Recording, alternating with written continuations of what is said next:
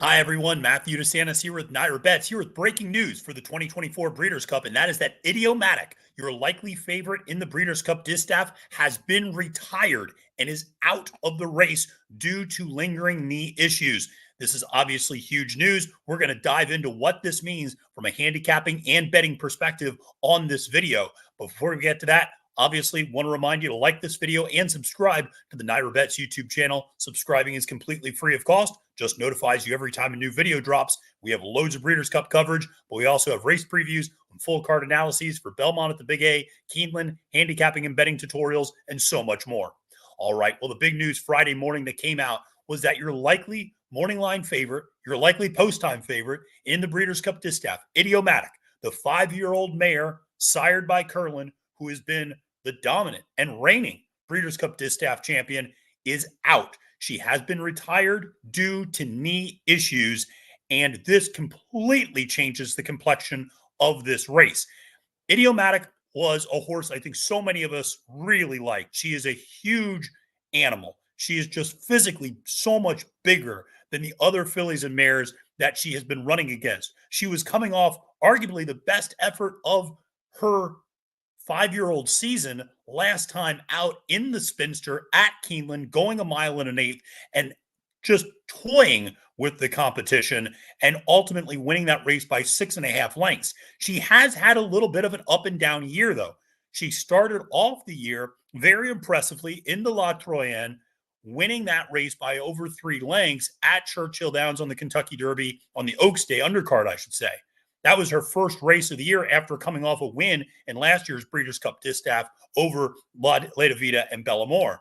Now, she followed that up with a loss in the Ogden Phipps. And that was a race where I thought Florent Giroux, her jockey, who has been her jockey for quite some time, I thought he was overconfident in that race. He rode her wide around both turns and never really pressed randomized. He was able to get out to a relatively easy lead and just kind of got brave up front by the end. And Idiomatic was not able to track her down. In many ways, I felt Giroux rode her like Idiomatic had no chance of losing, and ultimately it cost her a win. The next time out in the Molly Pitcher, again, interesting decision by Giroux to kind of get up front, which is Idiomatic style, but to really try to walk the dog and kind of go really slow. Ultimately, a horse, Soul of an Angel, for Safi Joseph Jr., jockeyed by Irad Ortiz Jr., kind of got the jump and startled Giroux. Physically, you could see Giroux was startled in the saddle, that he did not expect Irad Ortiz Jr. to make an early move, but he did.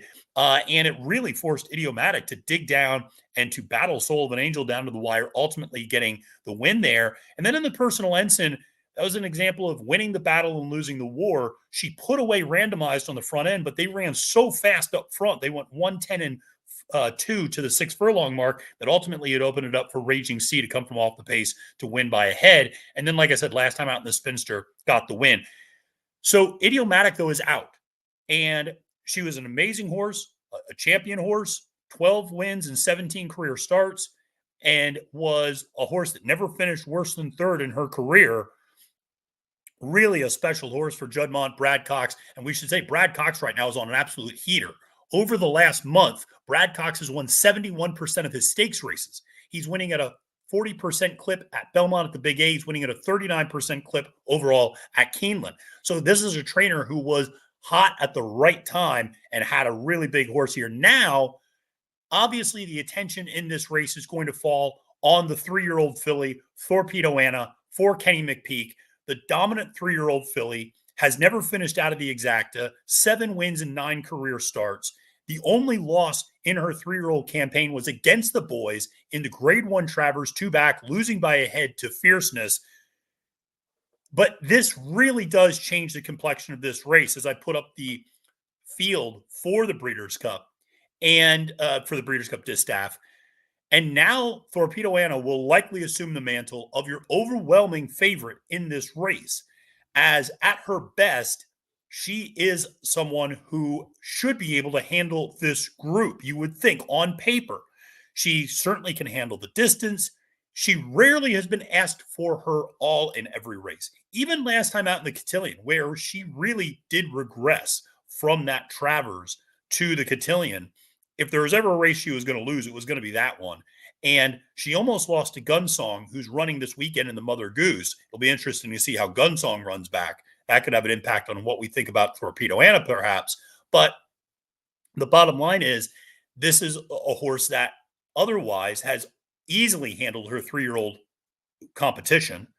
And even last time out in the cotillion, was really not even asked for her best. I thought maybe a slightly overconfident ride from Brian Hernandez Jr., not really going to the whip down the stretch, despite her needing to work for every inch of that win there at Parks that day. Obviously, if she runs anywhere near what she did in the Travers, everybody else is going to be running for a distant second. And this is not the most overwhelming field of fillies and mares that we've seen this year. A horse like Randomized has not worked out in a while. A horse like Raging Sea, who won the Personal Ensign 2 back, and you might look, and if you just look on the numbers and you look on the page, you go, well, geez, Raging Sea, going back to the start of this year, wins the Double Dog Dare. Okay, loses in the Ogden Phipps, but then comes back to win the Chuvy, the Personal Ensign, and the Beldame. So has won 4 graded stakes races this year, including a grade 1. But anybody who watched that last race at Belmont at the Big A and watched that grade 2 Beldame, she went off as the 1-9 favorite and barely won over a 22-1 horse, Batacuda. And I don't really have a ton of faith in Raging Sea. She's also a horse that likes to come from a little further off the pace. I do think she's an improving horse for Chad Brown. I like her, but I'm probably not going to like her at the price she will be in all likelihood. Then you look at who else is in this field. And again, it's not the most overwhelming group. A horse like Candied, who I do like for Todd Pletcher, has proven to be no match for Torpedo Anna in the past. I mean, she's run second to Torpedo Anna before. She just barely missed out on winning the grade 1 Alabama to Power Squeeze and what was a really thrilling finish, obviously, and just lost the head bob there while going off as your 9-5 favorite. But last time out, went up against Idiomatic and older fillies and mares for only the second time. She did win this Lady Secret at Monmouth against older fillies and mares before, but really stepped up and went against top-level fillies and mares and ran a distant third that day. And Idiomatic just kind of brushed her off. I mean, she made a little bit of a move at the top of the stretch and just was never in contention after that. But Idiomatic was no match, or Candied was no match for Idiomatic. So I do wonder, does she have that ability to really challenge Torpedo Anna? She's got one race that's good enough to do it, which was that Lady Secret. And she'd have to expect a little bit of regression out of Torpedo Anna. She's another one who likes to come from off the pace. Again, when we talk about a pace situation, this is one where Brian Hernandez Jr. might just do what he did in the Kentucky Oaks and just go, see you guys, I'm going straight to the front.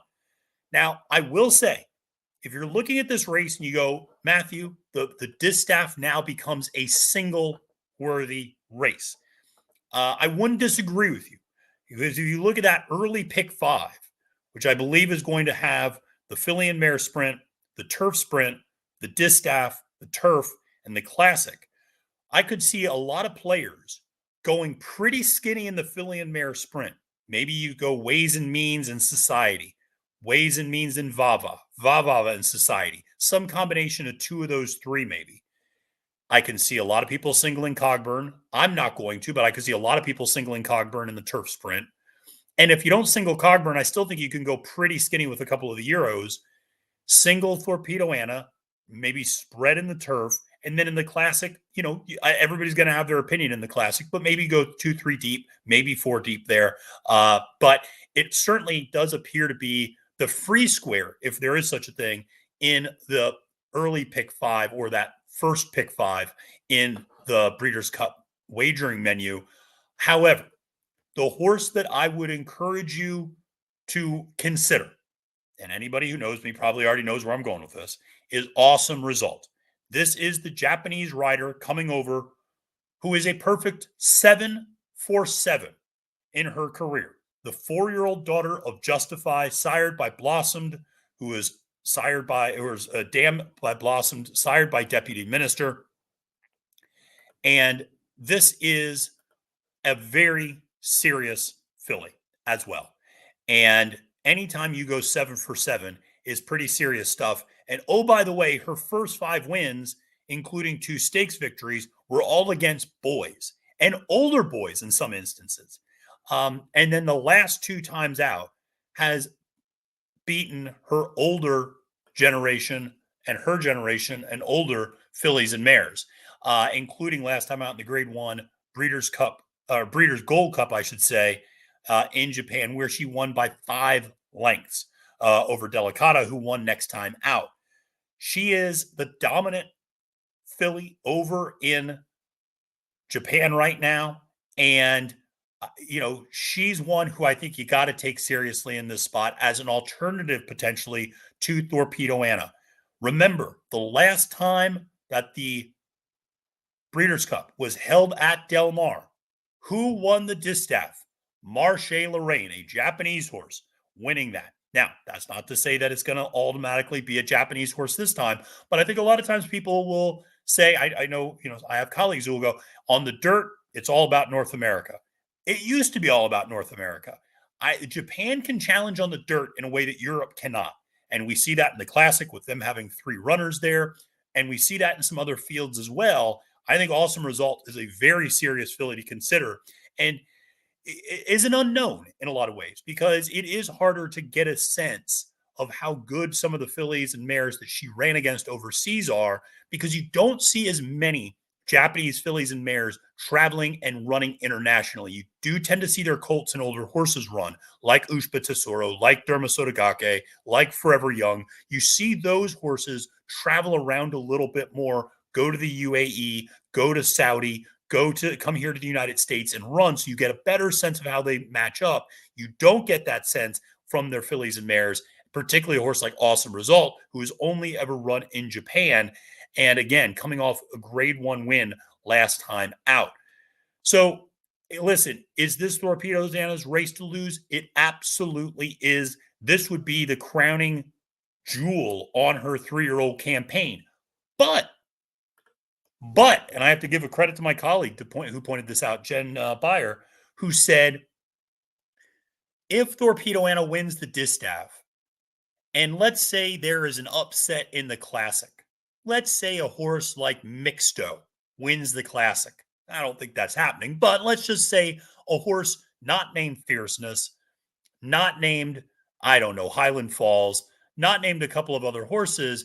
Let's say there's a big long shot, Tapit Trice wins or something like that. Who's horse of the year? There was a thought that if Torpedo Anna beats Idiomatic in the distaff, she's your horse of the year. If there's a huge upset and kind of everything is jumbled on the boys' side, and you have Seize the Gray losing the dirt mile, and you have, some other horse that, like I said, is a long shot winning the Classic, or maybe City of Troy wins the Classic, or Forever Young wins the Classic, but we don't want to give them horse of the year necessarily. That gets into the whole politics behind eclipse voting. But now with Idiomatic out, if Torpedo Anna wins the distaff, is that diminished in some way? Because it doesn't seem like she won the real distaff. She didn't really face the top level competition. And does that potentially hurt her for something like horse of the year? Listen, if she wins the distaff, she's champion 3-year-old, filly. She's obviously going to be your champion filly and mare. So she'll be your older, your distaff champion in that regard. But for horse of the year consideration, it's interesting to consider. It's one of those kind of intellectual exercises that you can go round and round and round about it. It's good for some debates online or sitting around at the bar. But bottom line is this scratch of Idiomatic dramatically changes this race. It really has become Torpedo Anna's race to lose.